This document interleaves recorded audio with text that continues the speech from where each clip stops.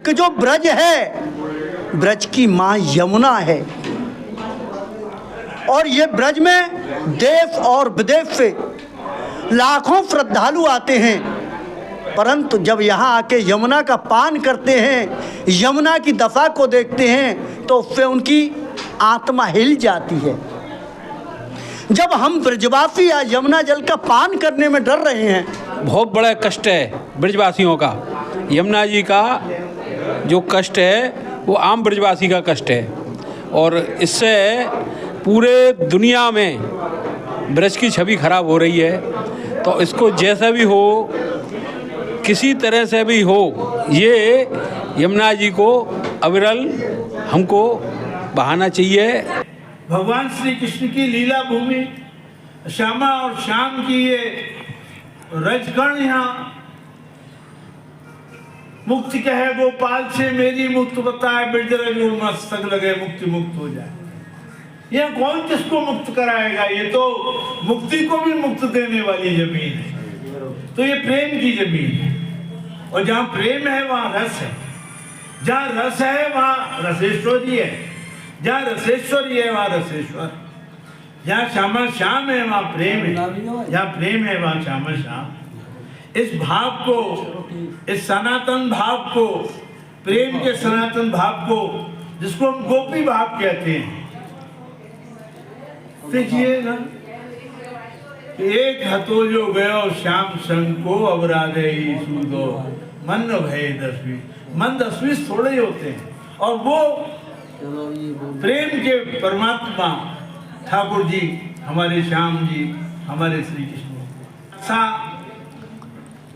दोई बेर दीदार न पाया आत्मंधा उदासा। मत भटके मिट्टी के पुतले अंदर खुदा समाया, बंसी वाला चोर माखन का इस जमीन में छाया।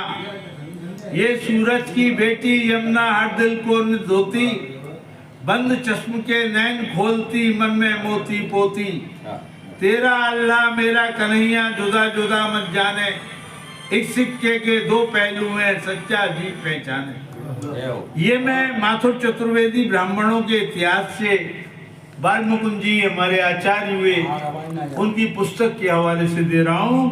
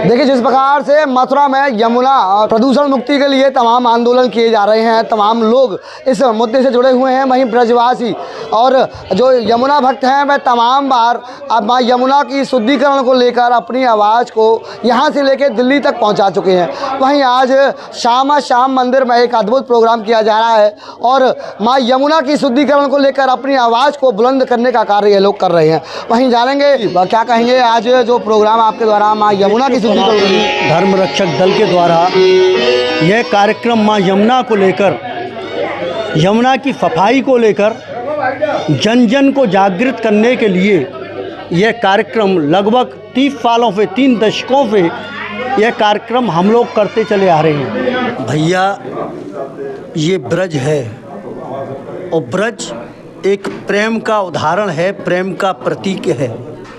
कौन पावे या को पार और प्रेम नदिया की सदा उल्टी बहे धार।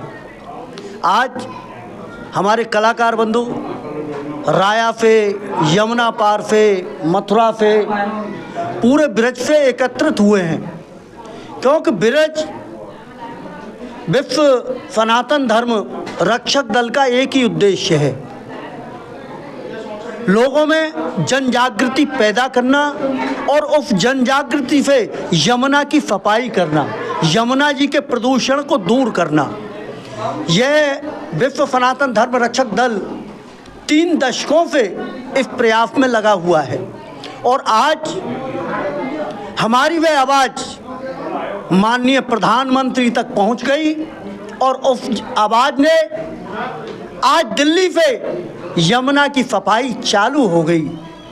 हम अपने माननीय मुख्यमंत्री महोदय योगी जी से भी यह निवेदन करेंगे, आग्रह करेंगे कि जो ब्रज है, ब्रज की माँ यमुना है और ये ब्रज में देश और विदेश से लाखों श्रद्धालु आते हैं, परंतु जब यहाँ आके यमुना का पान करते हैं, यमुना की दशा को देखते हैं तो उससे उनकी आत्मा हिल जाती है। जब हम ब्रजवासी या यमुना जल का पान करने में डर रहे हैं तो आप समझिए अभी कोरोना जैसी महामारी होकर चुकी है, लोगों को डर लगता है। तो मैं माननीय अपने